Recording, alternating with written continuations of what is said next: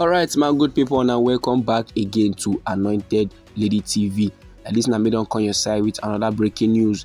Me don't come your side with another legit intel on the things and things where they go on for inside with nation Nigeria.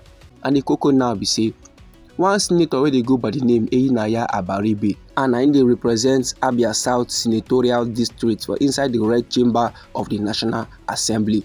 Ina don call on the President of the Federal Republic of Nigeria, will be Asiwaju Bola Ahmed Tinubu, say make him facilitate, make him arrange the release of Mazi Nnamdi Kanu, will be the supreme leader of the indigenous people of Biafra, where they detained for the detention of the Department of State Services. After one meeting like that will happen between Oga Abaribe and the Abia State Governor, will be Dr. Alex Oti, the senator now can express confidence in the reputation of our President Bola Ahmed Tinubu as a listening leader. Then he can urge our President Bola Ahmed Tinubu making hear the advice of the Attorney General of the Federation and other stakeholders where they advocate for the freedom of Mazi Nnamdi Kanu. According to how they talk, they come aside from the mouth of the senator.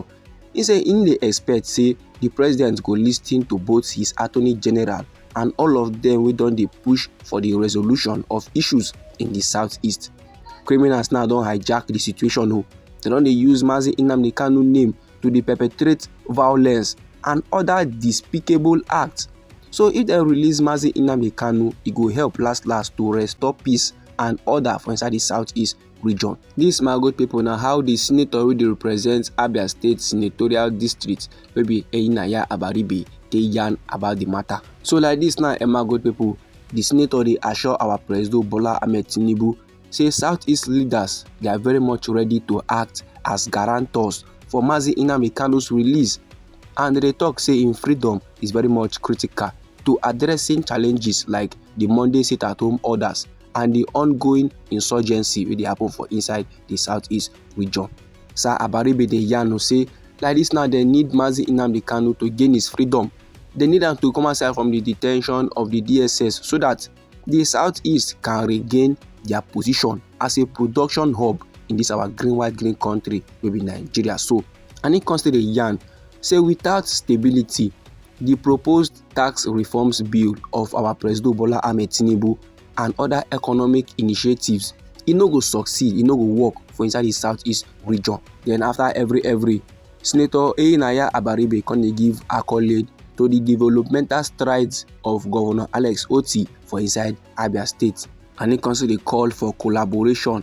He say make the lawmakers and the governors for inside the southeast region come together for the sake of growth for the southeast region. Then the senator constantly urge our President Bola Ahmed Tinubu to make him prioritize infrastructure projects for inside the region, and this infrastructure project so they include rail lines and making approach the tax reform bill with caution to protect future generations. Then after every Senator Abaribe, where they represent Abia South Senatorial District for the Red Chamber inside the National Assembly, he na con dey reaffirm, he na con dey yarn say the Southeast Senators Forum they are very much committed to advocating for regional development and securing justice for Mazi Nnamdi Kanu, will be the detained leader of the indigenous people of Biafra. And he said they are very much ready to work with President Bola Ahmed Tinubu to bring lasting peace and progress to the southeast region. Now, my good people, as we all know,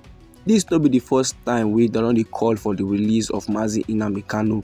This will be the first time they don't yarn give our President Bola Ahmed Tinubu to make him release Mazi Nnamdi Kanu. Say it will help calm down the insecurity challenges where they go on for inside the southeast region. But last, our President Bola Ahmed Tinubu will not do anything about the matter.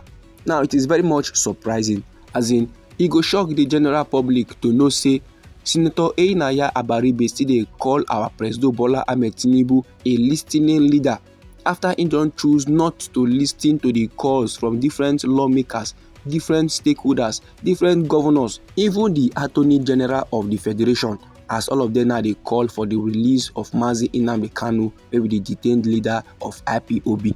Anyhow, this matter be you for body, or if you get your own contributions to the matter, feel free make it drop them inside our comment section. Meanwhile, Anointed Lady TV still get another report with a table like this we need share give the general public.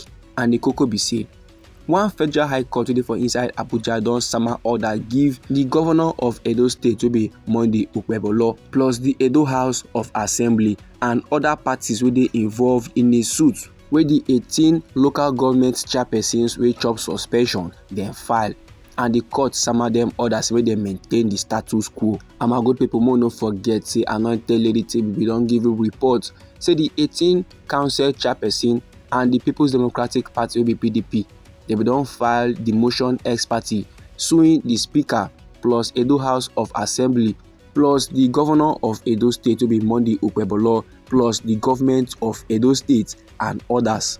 Justice Emeka Nwite bin give the order on Monday after counsel to the plaintiffs wey be Anderson Asemota bin move a motion ex parte, and Oga Anderson bin tell the court say the plaintiffs were suspended by the Edo Assembly and their resolution was transmitted to Governor Kanu of Edo State. The lawyer now come dey argue say for inside the month of July for inside the year 2024, the Supreme Court bin dey yarn say the state governors no get power to suspend elected local government chairperson, and e come still dey yarn say the reason why the chairperson dem chop suspension na sake of their disagreement with the governor to operate a joint account against the decision of the Supreme Court. So Oga Anderson Asemota come last submit say the plaintiffs dem may approach the court to exercise their rights as enshrined in the Nigerian Constitution, not to resort to self-help. He now come dey pray say make the court grant their reliefs, and he come mention section 2(1) of the Constitution wey dey confer the power on the court to make the order.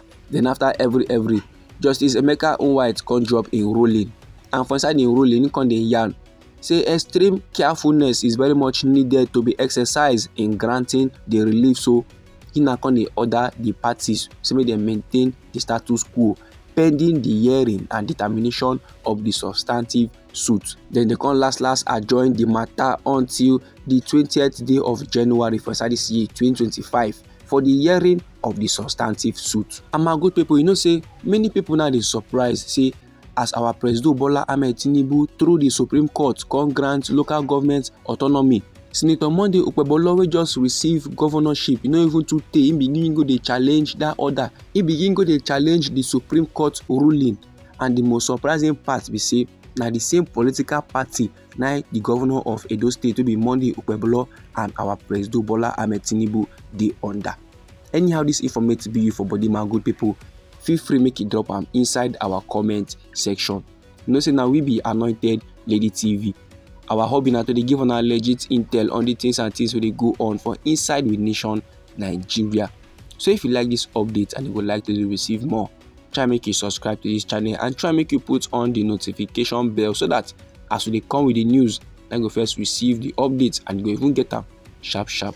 Me dey call your side again with other legit intel for you, my good people. Try make you no go anywhere.